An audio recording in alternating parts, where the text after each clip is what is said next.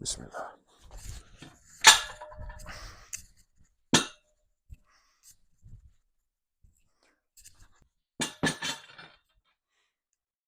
A 24-year-old man sleeping on his bed. He's deep in his dreams.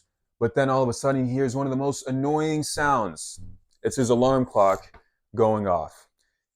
His eyes open up. He reaches over to grab his phone. As he pulls it towards him, he's hoping for one main thing. He's hoping it's 2 a.m., so he's got a few more hours left to sleep.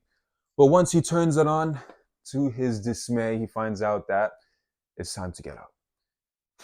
So he drags himself out of bed and he starts his day. 2 years later, now 26, sleeping on his bed one night, deep in his dreams, but then the alarm clock sound goes off again, as usual. His eyes open up, but this time he doesn't reach over to grab his phone. This time he does a quick crunch out of bed. He shoots up and he thinks to himself, Alhamdulillah, I feel good. And then he walks over and shuts off the alarm clock and he starts his day. So what happened there? What was the difference? What changed? Welcome to the topic of nutrition. We use gas to fuel our cars. We use love to fuel our relationships.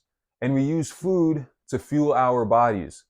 Not only though does food fuel our bodies, eating the right types of food does wonders to the body. It improves our mood, it improves our pain sensitivity, and it also improves our sleep. Now, these are just the physical benefits, but did you know as well that there are spiritual benefits when you eat right? Allah tells us, Ya ayyuhan nasu kulu mimma fil ardi halalan tayyiba. Oh people, eat from that which is on the earth, permissible and pure.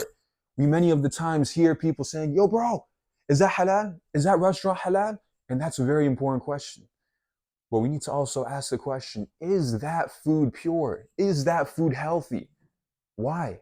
If we are not eating good foods, if we're not eating healthy foods, this can wreak havoc to us in this life, in the physical realm. Our gut gets destroyed, becomes dysfunctional. And then what's the problem if the gut gets dysfunctional? It can cause widespread inflammation throughout the body. And that process is called leaky gut. So then how does this all connect to back pain? The pain that we have, it's actually multifactorial, which just means many different factors are leading to the pain experience that we have, many different sensitizers. So when our body is more sensitized, the pain is also likelier to be experienced.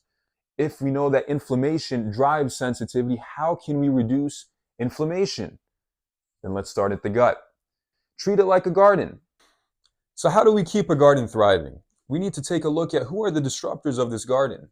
We need to remove the weeds, the pests, and we need to bring in the heroes such as the mulch, the sunlight, and the care. Who are the villains of the garden? Who are the villains of the gut? Factory farmed meats, so animals that are injected with antibiotics, cows that are injected. These things can lead into our food, such as hot dogs, lunch meats, and it can also affect our gut.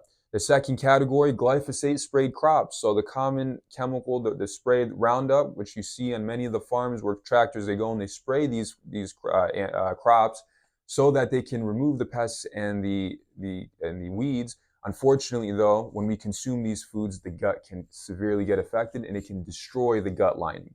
So foods that are commonly sprayed, the soy, the corn, the gluten, and genetically modified foods. The third category, processed foods, so added sugars, preservatives, vegetable oil such as the safflower, the sunflower, the cottonseed oil. All these things can ramp and build up the inflammation in our bodies, sensitizing our tissues and leading to more pain. Now, who are the heroes? The heroes of the gut, the grass-fed organic meats. Look how happy, how healthy this cow looks. It's not being injected with antibiotics. It's not eating foods that are sprayed with glyphosate, with that Roundup that's destroying your gut lining. It's eating pure, clean, grass-fed sources of food. So this is what you are consuming in your body when you choose these types of foods. The second category, the organic grains, the fruits, the vegetables, free from the spray of glyphosates, which will have a good impact on the gut, inshallah. And lastly, the third category, simple ingredient foods. So any types of foods that you select, make sure you look at the back of the food label. If you're reading a whole paragraph, that may be a troubling sign that you may be consuming things that you don't even know what you're putting in your body. And then every hero, they usually have sidekicks. Who are the sidekicks for the heroes? For the gut specifically, we have the vagus nerve. We want to stimulate the vagus nerve similar to how we can stimulate the garden. We can stimulate the soil of a garden, so we can do the same thing with the gut. Deep, slow breathing, cold exposure, so putting yourself in a cold shower or plunging in a cold water type plunge, praying, Quran recitation, laughing, socializing. By the way, did you know that 95% of the serotonin, the feel-good hormone, is produced in the gut? So when we engage in these activities, that has an effect on the gut.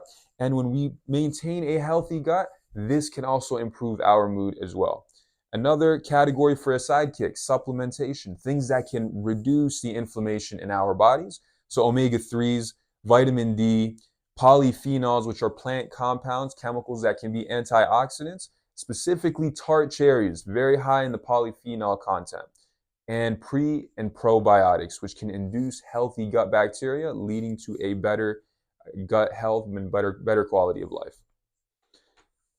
Everything that we spoke about today, if we could sum it up into one nice food principle, here it is.